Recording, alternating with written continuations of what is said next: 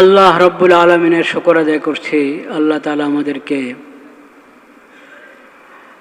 রমাদানুল মুবারক এর অতি নিকটে নিয়ে এসেছেন, আলহামদুলিল্লাহ। শাবান মাস পেয়েছি, এটাই তো আল্লাহর অনেক বড় নেয়ামত। এর আগে রজব মাস অতিবাহিত করতে পেরেছি আমরা, যেটা সম্মানিত 4 মাসের একটি মাস। এখন প্রবল আশা, ইনশাআল্লাহ আল্লাহ তাআলা আমাদেরকে রমজান মাসেও উপনীত করবেন ইনশাআল্লাহ। আগামী জুমায় হয়তো পয়লা রমজান হবে। 29-এর সন্ধ্যা চাঁদ হলে বৃহস্পতিবারে পয়লা রোজা হতে পারে, আর না হয় জুমাবারে তো পয়লা রোজা হবেই ইনশাআল্লাহ।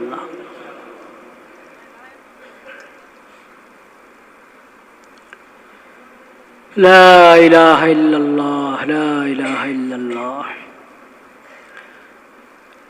এই মাসটি এত বরকতপূর্ণ, এত সম্মানিত মাস। নবী করিম সাল্লাল্লাহু আলাইহি ওয়াসাল্লাম সাহাবায়ে কেরামকে এই মাসের আগমনের সুসংবাদ দিতেন।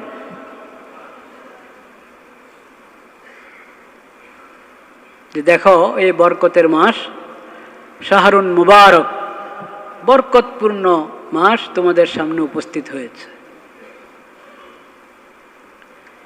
এই মাসে দিনে রোজা রাখা আল্লাহ ফরজ করেছেন, ফরাদাল্লাহু সিয়ামাহু। এই মাসের রোজা সিয়াম আল্লাহ ফরজ করেছেন। ওয়া সান্না লাকুম কিয়ামাহু, এবং রাতে দাঁড়িয়ে আল্লাহর দরবারে দাঁড়িয়ে নামাজ আদায় করা, এটা সুন্নত করেছেন আল্লাহ তাআলা। দিনের রোজা হলো ফরজ, আর রাতের তারাবিহ সুন্নত।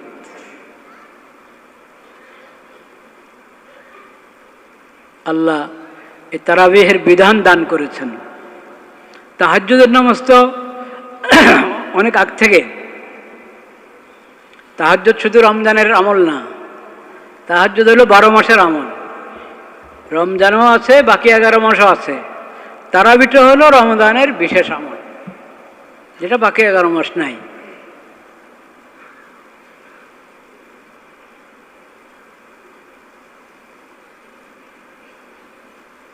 তো তারাবিহের বিধান আল্লাহ তাআলা দান করেছেন, কিন্তু রমজানের রোজার মতো এটাকে ফরজ করেন নাই। দিনের রোজাটা হলো ফরজ, আর রাতের তারাবির যে বিধান আল্লাহ দিয়েছেন সেটা হলো সুন্নত, সুন্নতে মুআক্কাদা, তাকিদপূর্ণ সুন্নত।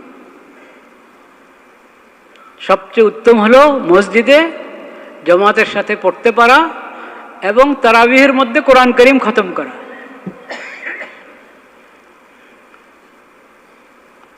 না হয় কমপক্ষে ঘরে কয়েকজনের জমাত করলাম, সেখানে কোরআন খতম করলাম।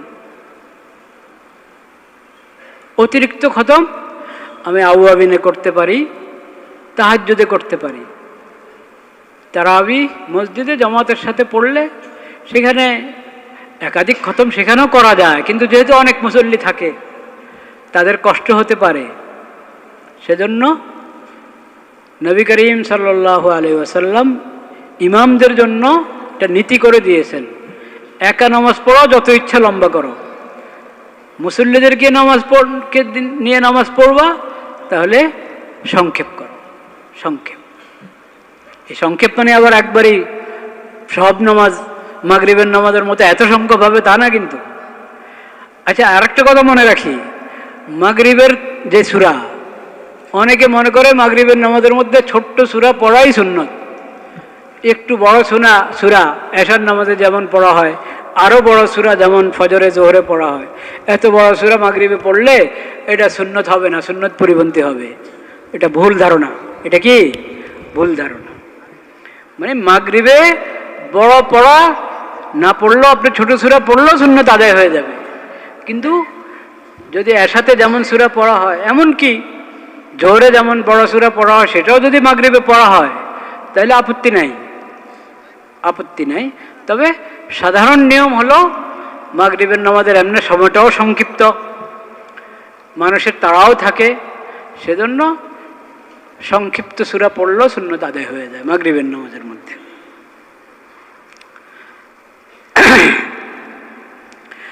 তো বলছিলাম যে তারাবিহের নামাজ সুন্নতে মুআক্কাদা। কত রাকাত? 20 রাকাত। তারাবিহের নামাজ কত রাকাত?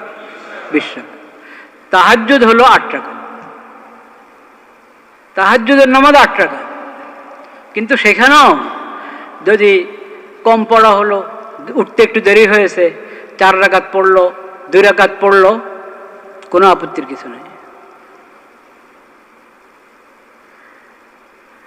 আর সময় একটু বেশি পেলাম, আজকে তাহাজ্জুদে বেশি তেলাওয়াত করব, তো বেশি রাকাত পড়তে যাচ্ছি, তো তাহাজ্জুদের মধ্যে যদি 8 রাকাতের বেশি পড়া হয় সেটাও তো আপত্তি নাই, সেটাও সুন্নাহ পরিপন্থী না। সাধারণত নবী করিম সাল্লাল্লাহু আলাইহি সাল্লাম তাহাজ্জুদের নামাজ 8 রাকাত পড়তেন, কিন্তু কম করা এবং বেশি করারও অনুমতি দিয়েছেন।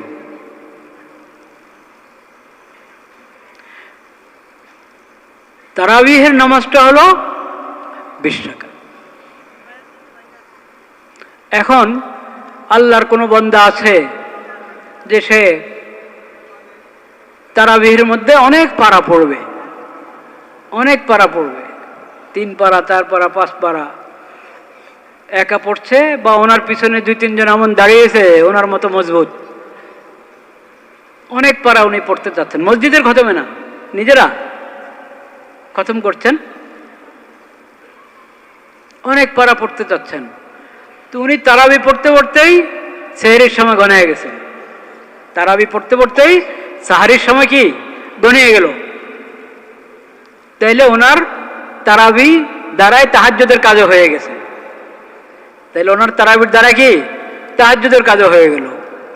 কিন্তু আমি তারাবি আগ্রাতে পড়লাম, আগ্রাতে তারাবি পড়ে শুয়ে পড়লাম, বিশ্রাম করলাম, শেষ সাথে আবার উঠলাম, শেষ সাথে উঠবই, সাহারির জন্য উঠাই হয়, তখন আবার তাহাজ্জুদ পড়ব,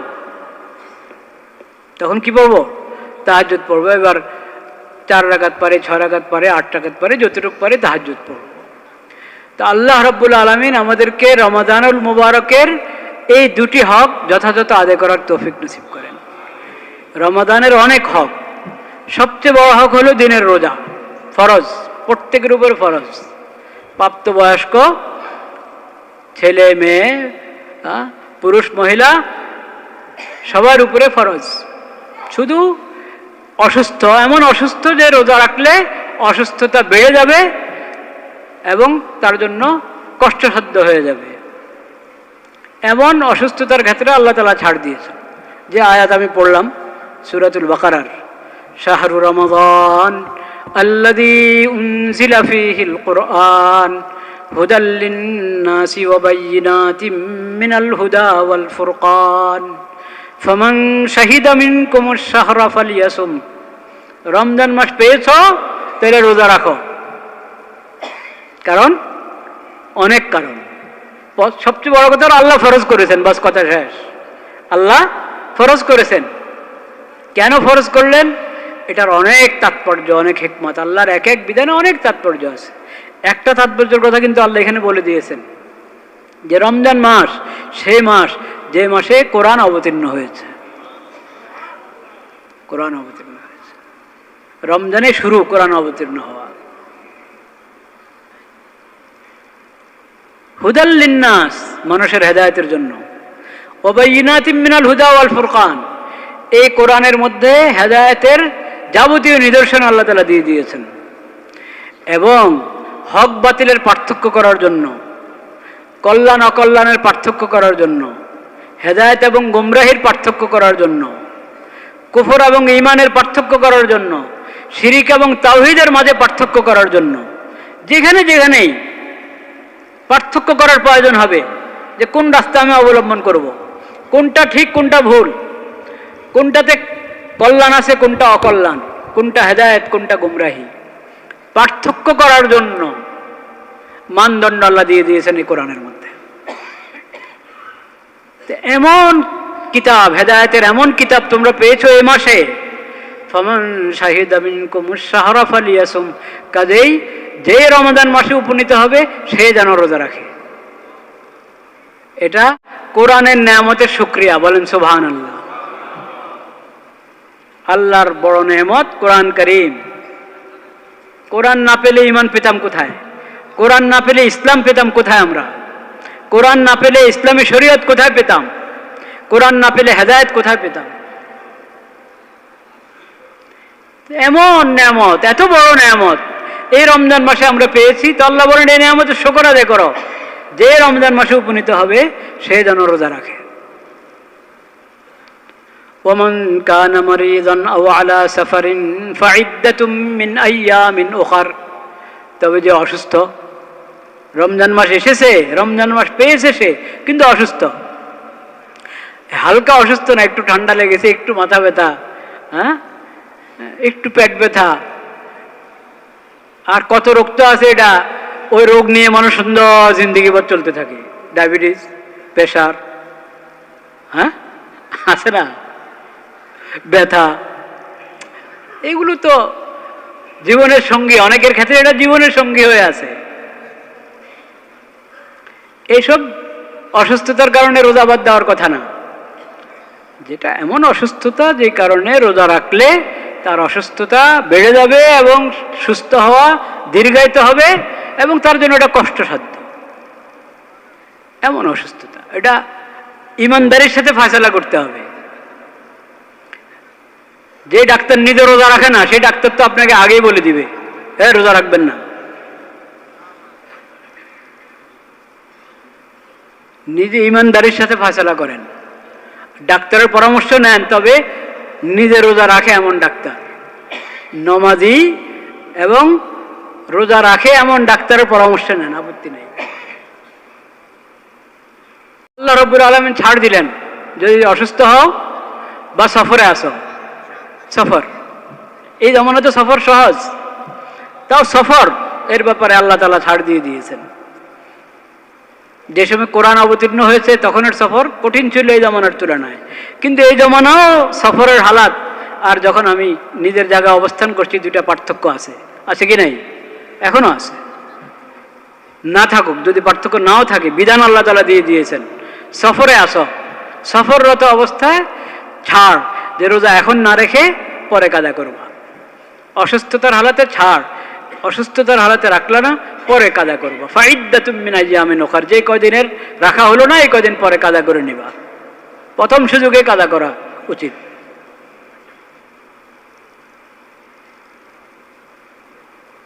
ইউরিদুল্লাহু বিকুমুল ইউসরা ওয়া লা ইউরিদু বিকুমুল উসর, আল্লাহ তাআলা তোমাদের জন্য সহজতা চান, এতে ছাড় দিয়ে দিলেন। অসুস্থতার কারণে এখন না রেখে পরে কাজা করলে চলবে, সফরের কারণে এখন সফরের হালাতে আছো, তো এখন যদি তোমার চাও যে এখন রাখবা না পরে পুরা করবা, ছাড় আছে। ইউরিদুল্লাহু বিকুমুল ইউসরা ওয়া লা ইউরিদু বিকুমুল উসর, কিন্তু কিনা মাঝখানে আয়াত আছে তো আরেকটা,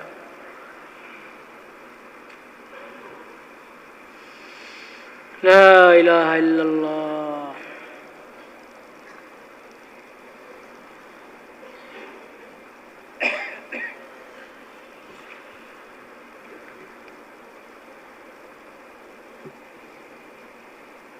বলে চুপ মিলে কোথায়, হ্যাঁ হ্যাঁ, আর আগে ওয়ালাল্লাযীনা ইউতীকুনাহু ফিদিয়াতুন তাআম ওয়া আন তাসুমু খায়রুল লাকুম, ওয়া আন তাসুমু খায়রুল লাকুম, এর আগে আগের পৃষ্ঠায় ওয়া আন তাসুমু খায়রুল লাকুম। অত বেশি আল্লাহ তো ছাড় দিয়েছেন, কিন্তু তুমি যদি দেখো যে সফরের হালাতে আমি রাখতে পারি, ওরকম সমস্যা আমার হচ্ছে না, তো রোজা রেখে নাও নগদ, কারণ পরে কাজা করলে রমজানে রাখার যে সওয়াব সেটা তো আর পাবে না, সেই ফায়দাটা তো আর পাবে না। এখন নগদ রাখতে পারলে ভালো, কিন্তু ছাড় আছে, পরে কাজা করে নিবা। ইউরিদুল্লাহু বিকুমুল ইউসরা ওয়া লা ইউরিদু বিকুমুল উসর, আল্লাহ কাঠিন্য চান না তোমাদের জন্য, এজন্য এমন বিধান দিয়ে দিবেন যে তোমার পালন করা কষ্টসাধ্য হয়ে যাচ্ছে, তোমার জন্য কঠিন হয়ে যাচ্ছে না, এমন না। আল্লাহ তাআলা চান যে এমন বিধান দিবেন তোমাদের জন্য যেটা পালন করা তোমাদের জন্য সহজ হয়। ওয়ালিতুকমিলুল ইদ্দাতা, এবং যাতে তোমরা, আল্লাহ তাআলা শুধু 1 মাসের রোজা ফরজ করেছেন, 2 মাস 3 মাসের রোজা ফরজ করলে সংখ্যা পুরা করা কঠিন হতো না আমাদের জন্য। ওয়ালিতুকমিলুল ইদ্দা, যাতে তোমরা পুরো করে ফেলতে পারো। 1 মাসের রোজা ফরজ করে দেওয়া হয়েছে 29 বা 30, এটা যেন পুরো করতে পারো তোমরা। ওয়ালিতুকাব্বিরুল্লাহ আলা মা হাদাকুম, আল্লাহর মাহাত্ম্য বর্ণনা করো, আল্লাহর বড়ত্ব বর্ণনা করো, আল্লাহর হামদ এবং শুকর আদায় করো যে আল্লাহ তাআলা তোমাদেরকে এই ফরজ ইবাদত সিয়ামের মতো এত উপকারী, যেটা ইমানকে উন্নত করে দেয়, আখলাক এবং চিন্তা চেতনাকে উন্নত করে দেয়, এমনকি স্বাস্থ্যেরও ফায়দা আছে এটার মধ্যে। কত ফায়দা আমরা কতটুকু জানি, কতটুকু বুঝি।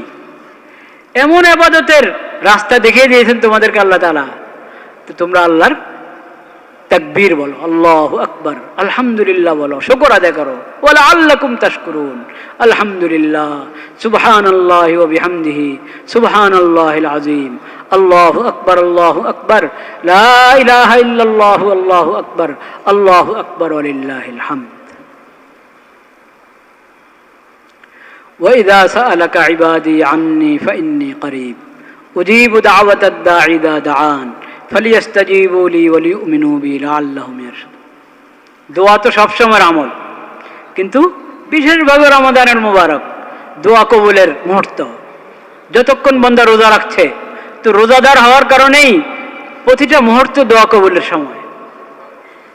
আর এমনি প্রতি সকাল, প্রতি সন্ধ্যা, প্রতি ভোর রাত, প্রতি নামাজের পর 11 মাসে আমরা পেয়ে থাকি, কিন্তু রমজানের ভোর রাত এটা তো ব্যতিক্রম, ব্যতিক্রমধর্মী, আলাদা বরকত, আলাদা ফজিলত, অতিরিক্ত বরকত এবং ফজিলত প্রতিটা মুহূর্ত। সেজন্য আল্লাহর কাছ থেকে উসুল করার সুবর্ণ সুযোগ রমজান মাস। ওই রমজানের রোজার আলোচনা, রোজা তারাবির কথার পরেই আল্লাহ তাআলা বলেছেন দোয়ার কথা। আল্লাহ হাজির, তোমার ডাকে সাড়া দেওয়ার জন্য, তোমার দোয়া কবুল করার জন্য আল্লাহ তাআলা হাজির।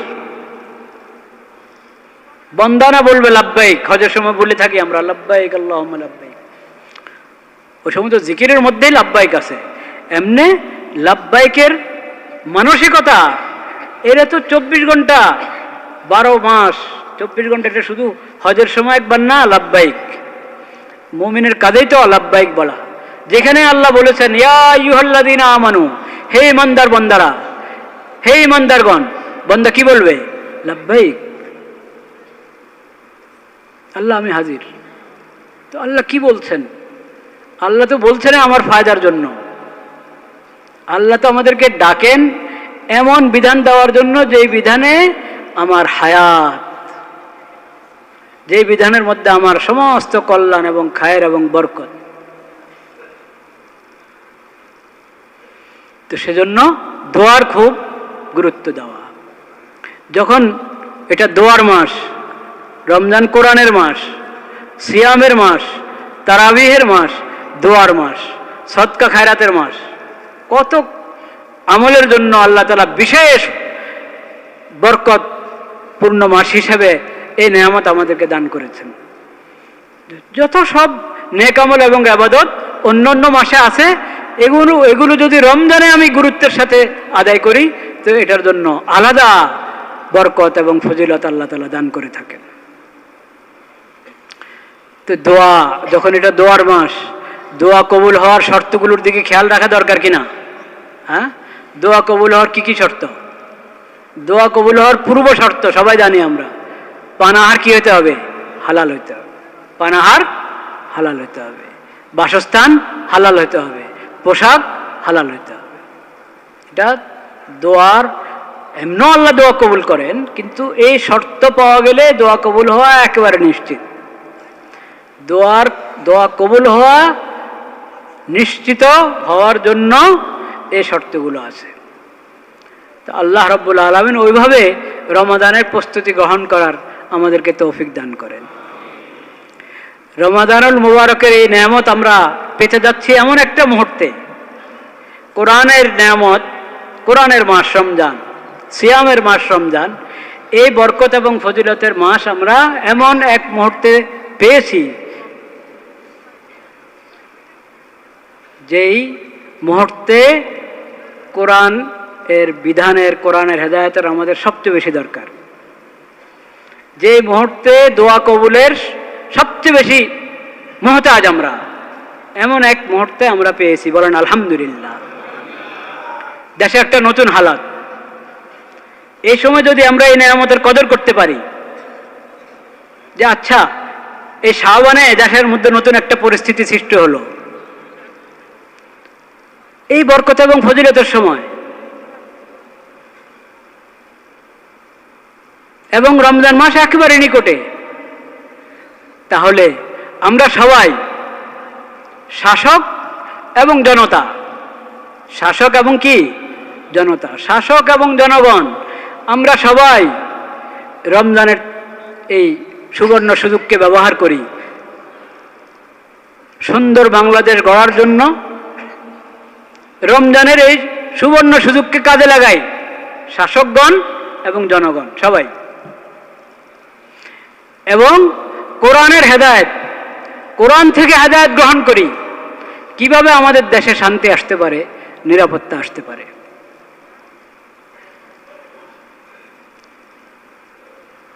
কোরআন থেকে হেদায়েত গ্রহণ করি। একটা হেদায়েতের কথা গত জুমা আলোচনা হয়েছে, যে নামাজ, ভোটের আগেও নামাজ, ভোটের সময়ও নামাজ, ভোটের পরেও কি নামাজ। কাদের জন্য? শুধু জনগণের জন্য?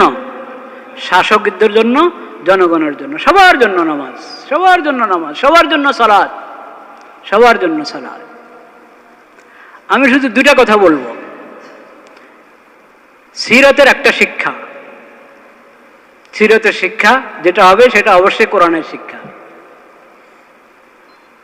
নবী করিম সাল্লাল্লাহু আলাইহি ওয়াসাল্লামের সিরত থেকে যারা শিক্ষা গ্রহণ করতে চায় না, নবী সাল্লাল্লাহু আলাইহি ওয়াসাল্লাম হাদিসকে অস্বীকার করে, এমন লোক এই দেশে আছে। কিন্তু এরা কি আপনারা মনে করেন এরা কোরআন বিশ্বাস করে? কখন? হাদিস অস্বীকার করে, নবীজির সিরত অস্বীকার করে, মানিয়ে কোরআন অস্বীকার করে। কি করে? কোরআন অস্বীকার করে।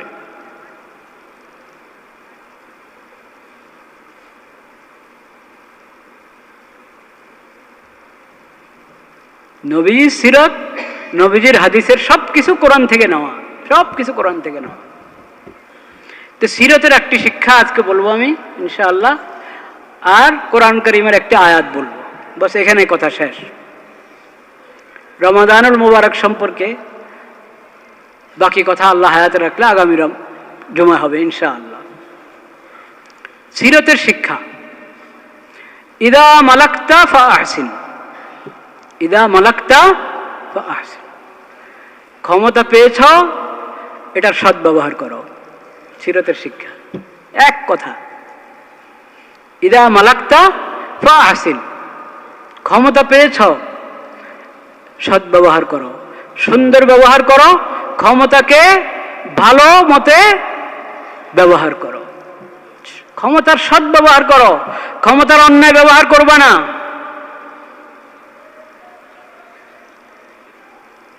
যদি এই নীতির উপরে, সিরতের এই শিক্ষার উপরে আমল করা হয়, এখন এই নতুন পরিস্থিতিতে যাদের হাতে ক্ষমতা যাবে, সবাই যদি সিরতের এই শিক্ষাকে মনে প্রাণে বিশ্বাস করে, আমল করে, ইদা মালাকতা ফাআহসিন, ক্ষমতা তো নিজের বলে আসে নাই, ক্ষমতা নিজের বলে আসে নাই। কুলিল্লাহুম্মা মালিকাল মুলক তুতিল মুলকা মান তাশা ওয়া তানজিউল মুলকা মিম্মান তাশা। হে আল্লাহ, আপনি তো সকল রাজত্বের মালিক, যাকে চান আপনি রাজত্ব দান করেন, আর যার কাছ থেকে আপনার ইচ্ছা হয় আপনি যার কাছ থেকে চান রাজত্ব ছিনিয়ে নেন। ওয়া তুইজ্জু মান তাশা ওয়া তুযিল্লু মান তাশা, যাকে চান ইজ্জত দান করেন, যাকে চান লাঞ্ছিত করেন, বেইজ্জত করেন।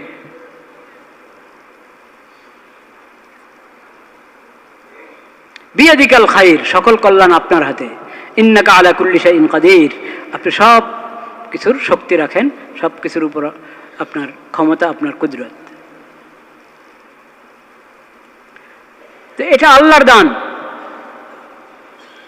ক্ষমতা পাওয়া কার দান? আল্লাহর দান। আল্লাহ যখন ইচ্ছা তখন নিয়ে নিতে পারেন। সেজন্য এটা অহংকারের বিষয় নয়, শুকরের বিষয়। অহংকারের বিষয় নয়, কিসের বিষয়? শুকরের বিষয়। আল্লাহকে স্মরণ করো, আল্লাহর শুকর আদায় করো, সজদায় পড়ে যাও, এটা শুকরের বিষয়। আর মনে রাখতে হবে, ক্ষমতা কিন্তু দুই রকম হয়। এটা খেয়াল করেন আল্লাহর কালামের দিকে। আল্লাহ বলেছেন, তুইজ্জু মান তাশা ওয়া তুযিল্লু মান তুতিল মুলকা মান তাশা ওয়া তানজিউল মুলকা মিম্মান তাশা। এটা আলাদা। রাজত্ব দান করেন বা ছিনিয়ে নেন। আর ইজ্জত আর সম্মানের কথা আলাদা বলেছেন। তুইজ্জু মান তাশা, যাকে চান ইজ্জত দেন, যাকে চান বেইজ্জত করেন। এর মানে কি বুঝেন? ক্ষমতা দিলেই ইজ্জত দিবে এমন কথা না। ক্ষমতা আল্লাহর আলাদা নেয়ামত, ইজ্জত আল্লাহ তাআলার আলাদা নেয়ামত। যে ক্ষমতাকে সদ্ব্যবহার করবে, আল্লাহ তাকে ইজ্জতের নেয়ামতও দান করবেন। আর যে ক্ষমতাকে সদ্ব্যবহার করবে না, সে ক্ষমতা পেয়ে গেছে ঠিক, এই আল্লাহর এই নেয়ামতের যথাযথ কদর যেহেতু করে নাই, যথাযথ মূল্যায়ন করে নাই, এই জন্য ইজ্জতের নেয়ামত সে পাবে না। তাই নতুন করে যারা ক্ষমতা পেতে যাচ্ছেন, আশা করা যায় পাবেন, যে পাক, যেই দলে পাক, তাদের দায়িত্ব হলো এই ক্ষমতার সদ্ব্যবহার করা, এই ক্ষমতার কদর করা, আল্লাহর শুকর আদায় করা, এটাকে জুলুমের কাজে ব্যয় না করা, ইনসাফ প্রতিষ্ঠার কাজে ব্যয় করা। তাহলে ইনশাআল্লাহ এই ক্ষমতা ইজ্জতের কারণ হবে। কিসের কারণ হবে? ইজ্জতের কারণ হবে। ক্ষমতা সবসময় ইজ্জতের কারণ হয় না। ইয়াজিদের হাতে ক্ষমতা ছিল, কিন্তু ইজ্জত কে পেয়েছেন? হোসেন রাদিয়াল্লাহু তাআলা আনহু। ইজ্জত কে পেয়েছেন? হোসেন রাদিয়াল্লাহু তাআলা ইজ্জত পেয়েছেন, অথচ ওনাকে শহীদ করা হয়েছে। আমরা চাই আমাদের শাসক এমন শাসক হোক যার হাতে ক্ষমতাও আছে এবং যার হাতে ইজ্জতও আছে। সেটার জন্য শর্ত, বহুত বড় শর্ত। দেখেন কোরআন কারীমের সূরা সাদ, সূরা সাদ 38 নম্বর সূরা, 38 নম্বর সূরার 38 নম্বর সূরার 26 নম্বর আয়াত। কত নম্বর আয়াত? 38 নম্বর সূরার 26 নম্বর আয়াত। ইয়া দাউদু ইন্না জাআলনাকা খলিফাতান ফিল আরদি ফাহকুম বাইনান নাসি বিল হক ওয়া লা তাত্তাবি'ল হাওয়া ফায়ুযিল্লাকা আন সাবিলিল্লাহ ইন্নাল্লাযীনা ইয়াযিল্লুনা আন সাবিলিল্লাহ লাহুম আযাবুন শাদীদুম বিমা নাসু ইয়াওমাল হিসাব। দেখেন আল্লাহর নবী দাউদ আলাইহিস সালামকে আল্লাহ বলেন, ইন্না জাআলনাকা খলিফাতান ফিল আরদ, হে দাউদ, তোমাকে আমি জমিনে প্রতিনিধি বানিয়েছি। জমিনে কি বানিয়েছি? সকল শাসক কিন্তু প্রতিনিধি, সকল শাসক আল্লাহর প্রতিনিধি। সব শাসককে এটা বুঝতে হবে যে আমি আল্লাহর প্রতিনিধি। ফাহকুম বাইনান নাসি বিল হক, মানুষের মাঝে ন্যায় ইনসাফের সাথে, হকের ভিত্তিতে ফয়সালা করো। হক যেটা ন্যায়, যেটা ইনসাফ, যেটা হক, ওইভাবে তুমি ফয়সালা করবে। ওয়ালা তাত্তাবিল হাওয়া, নিজের খেয়াল খুশির অনুসরণ করবে না। খেয়াল খুশির অনুসরণ করতে গেলে জুলুম করবে, গলত রাস্তা চলে যাবে। তো আল্লাহর নবী তো আল্লাহর হুকুম মতে চলেন। তারপর আল্লাহ নবীকে বলছেন যাতে সকল যুগের সকল শাসক এটা বুঝে নেয় যে আল্লাহ যখন তার নবীকে এই নির্দেশ দিয়েছেন, তাহলে তোমাদের সবার জন্য এই নির্দেশ কিনা? সবার জন্য এই নির্দেশ। তুমি ক্ষমতা পেয়েছো, ইনসাফ প্রতিষ্ঠা করো, হকের উপরে চলো, হকের উপরে চালাও। খেয়াল খুশি মতে না, নিজের মন মতে না, মন চাহি জিন্দেগি চলবে না। যদি শয়তানের তরিকায়, নফসের তরিকায় গলত রাস্তা চলে যায়, তো সেটাখানে হবে খুনাখুনি, জুলুম হবে, অত্যাচার হবে না। ইনসাফ প্রতিষ্ঠা করতে হবে। যেই শাসক সেই আল্লাহর প্রতিনিধি, তার দায়িত্ব ইনসাফ প্রতিষ্ঠা করা। ইন্নাল ফায়ুযিল্লাকা আন সাবিলিল্লাহ, সঠিক রাস্তা থাকতে পারবা না যদি খেয়াল খুশি মতো চলো, হকের উপরে চলো, তাইলে সঠিক রাস্তা থাকতে পারবা। আর আল্লাহর রাস্তা থেকে যারা বিপথে চলে যাবে, গুমরা হয়ে যাবে, তাদের জন্য কঠিন শাস্তি, বিমা নাসু ইয়াউমাল হিসাব, কারণ তারা তো হিসাবের দিন ভুলে গিয়েছে। ওই যে বললাম, গত জুমায় আমি বলেছিলাম যে আমরা কিভাবে দোয়া করব। আখরাতে আল্লাহর সামনে দাঁড়িয়ে হিসাব দিতে হবে, এই চিন্তা যার নাই সে তো গলত রাস্তায় চলবেই, সে তো জুলুম করতেই থাকবে। তো ক্ষমতা সৎ ব্যবহার করতে হলে আখরাতের কথা স্মরণ রাখতে হবে, আল্লাহর সামনে দাঁড়িয়ে হিসাব দিতে হবে, এই কথা খেয়াল রাখতে হবে। আল্লাহ তাআলা সেই তৌফিক দান করেন। দেখেন, যারা মজলুমের পক্ষে আল্লাহর কি থাকে? দয়া থাকে, নুসরত থাকে। নগদ হোক আর একদিন আগে হোক, একদিন পরে হোক, মজলুমের পক্ষে আল্লাহ আছেন। তবে আল্লাহর অনেক হিকমত, অনেক তাৎপর্য আল্লাহর কাজের। সেই হিসাবে কখনো নগদ সাহায্য করেন, কখনো একটু পরে সাহায্য করেন, কিন্তু মজলুমের পক্ষে আল্লাহর সাহায্য অবশ্যই আছে। শর্ত কি? মজলুম যদি নিজে জালেম হয়ে যায়, তাহলে আর থাকবে নুসরত? কাজে মনে রাখতে হবে, যারা মজলুম তারা যেন কখনো জালেম না হয়। জুলুম করা থেকে বেঁচে থাকো, তাইলে এতদিন যে মজলুম ছিল সেটার সুফল পেতে থাকবে ইনশাআল্লাহ। এমন সুফল পাবে যে মানুষ তোমাদেরকে, তুমি নামতে যাবে গদি থেকে, মানুষ তোমাদেরকে নামতে দিবে না। ওয়া আখিরু দাওয়ানা আলহামদুলিল্লাহি রাব্বিল আলামিন।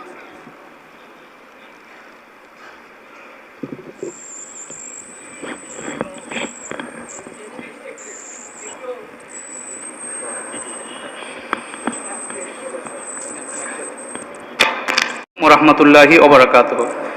আপনারা সকলেই অবগত আছেন, 12 ফেব্রুয়ারি 2026 অর্থাৎ গতকাল সারা দেশে শান্তিপূর্ণ, নিরপেক্ষ ও উৎসবমুখর পরিবেশে ত্রয়োদশ জাতীয় সংসদ নির্বাচন ও গণভোট সুষ্ঠু ও সফলভাবে সম্পন্ন হওয়ায় আজ শুক্রবার বাদ জুমা সারা দেশে শুকরিয়া আদায় ও বিশেষ দোয়া আয়োজনের জন্য অন্তর্বর্তীকালীন সরকার সিদ্ধান্ত গ্রহণ করেছেন। তৎপ্রেক্ষিতে ধর্ম বিষয়ক মন্ত্রণালয়ের নির্দেশনায় আজ বাদ জুমা সারা দেশের মসজিদসমূহে মহান আল্লাহর শুকরিয়া আদায় ও বিশেষ দোয়া আয়োজনের জন্য ইসলামিক ফাউন্ডেশনের পক্ষ থেকে আহ্বান জানানো হয়েছে। এছাড়া ত্রয়োদশ জাতীয় সংসদ নির্বাচনে বিপুল সংখ্যক আসনে বিএনপির বিজয় অর্জন করায় ঢাকা মহানগরী সহ দেশব্যাপী সাবেক প্রধানমন্ত্রী মরহুমা বেগম খালেদা জিয়ার বিদেহী আত্মার মাগফিরাত ও দেশবাসীর প্রতি কামনায় বিএনপির উদ্যোগে মসজিদে জুমার নামাজ শেষে দোয়া করার জন্য অনুরোধ জানানো হয়েছে। প্রেক্ষিতে ত্রয়োদশ জাতীয় সংসদ নির্বাচন শান্তিপূর্ণ, নিরপেক্ষ ও উৎসবমুখর পরিবেশে সুসম্পন্ন হওয়ায় মহান আল্লাহর দরবারে শুকরিয়া আদায় এবং সাবেক প্রধানমন্ত্রী মরহুমা বেগম খালেদা জিয়ার মাগফিরাত কামনা এবং দেশবাসীর কল্যাণ কামনায় এবং বিএনপির চেয়ারম্যান, যিনি আমাদের সামনের দিনের প্রধানমন্ত্রী জনাব তারেক রহমানের সুস্বাস্থ্য ও দীর্ঘায়ু কামনা করে বিশেষ দোয়া ও মোনাজাত করার জন্য এই জুমার নামাজের পর বাইতুল মোকাররম জাতীয় মসজিদের সম্মানিত খতিব মুফতি মাওলানা মোহাম্মদ আব্দুল মালেক হাফিজাহুল্লাহকে ইসলামিক ফাউন্ডেশনের পক্ষ থেকে বিনীতভাবে অনুরোধ জানাচ্ছি। আপনাদের সকলকে আন্তরিক ধন্যবাদ। আসসালামু আলাইকুম।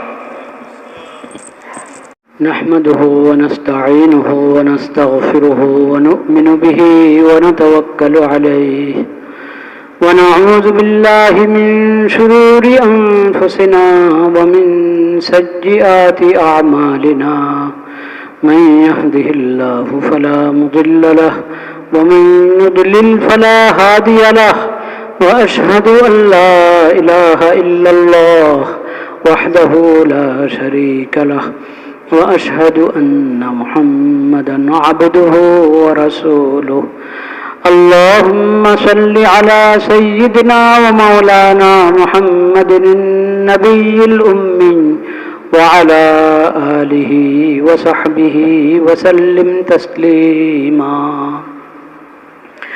أما بعد فأعوذ بالله من الشيطان الرجيم بسم الله الرحمن الرحيم قل اللهم مالك الملك تؤتي الملك من تشاء وتنزع الملك ممن تشاء وتعز من تشاء وتذل من تشاء بيدك الخير إنك على كل شيء قدير صدق الله مولانا العظيم وصدق رسوله النبي الكريم ونحن على ذلك من الشاهدين والشاكرين والحمد لله رب العالمين عباد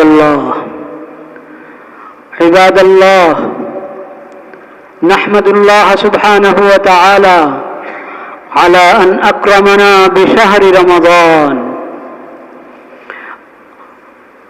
أظلنا أو سيظلنا هذا الشهر العظيم المبارك شهر المغفرة والرحمة والرضوان والعتق من النيران شهر أكرمنا الله سبحانه وتعالى فيه بالقرآن الحكيم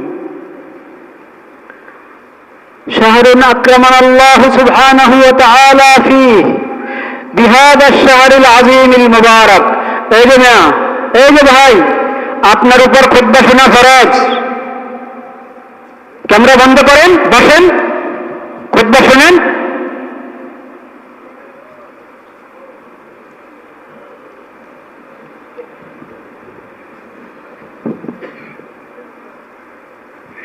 شهر أكرمنا الله سبحانه وتعالى فيه بالقرآن الحكيم وبالشريعة الغراء فهذا الشهر لا يساويه شهر لا بد أن نشكر الله سبحانه وتعالى على هذه النعمة العظيمة الجسيمة وأكبر شكر لهذه النعمة هو الصيام صيام شهر رمضان ثم القيام قيام رمضان من صام رمضان إيمانا واحتسابا غفر له ما تقدم من ذنبه ومن قام رمضان إيمانا واحتسابا غفر له ما تقدم من ذنبه وما هو الاحتساب روي عن النبي صلى الله عليه وسلم في حديث آخر من صام رمضان وعرف حدوده وتحفظ فيه ما ينبغي أن يتحفظ منه كان كفارة له بارك الله لنا ولكم في القرآن العظيم ونفعنا بالآيات منه الذكر الحكيم أقول قولي هذا وأستغفر الله لي ولكم ولسائر المسلمين فاستغفروه إنه هو الغفور الرحيم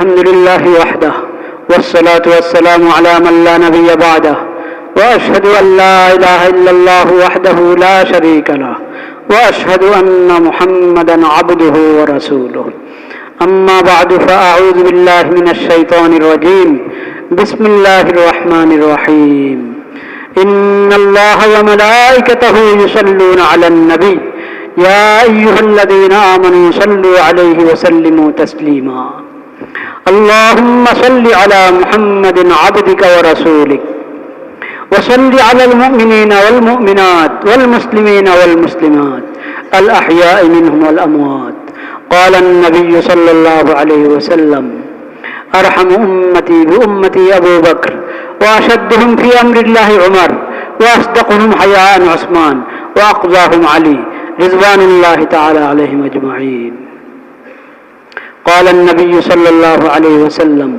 خير الناس قرني ثم الذين يلونهم ثم الذين يلونهم عباد الله رحمكم الله اذكروا الله ذكرا كثيرا وسبحوه بكرة وأصيلا وأقيموا الصلاة إن الصلاة تنهى عن الفحشاء والمنكر ولذكر الله أكبر والله يعلم ما تصنعون দাঁড়িয়ে কথা সুযোগ করুন।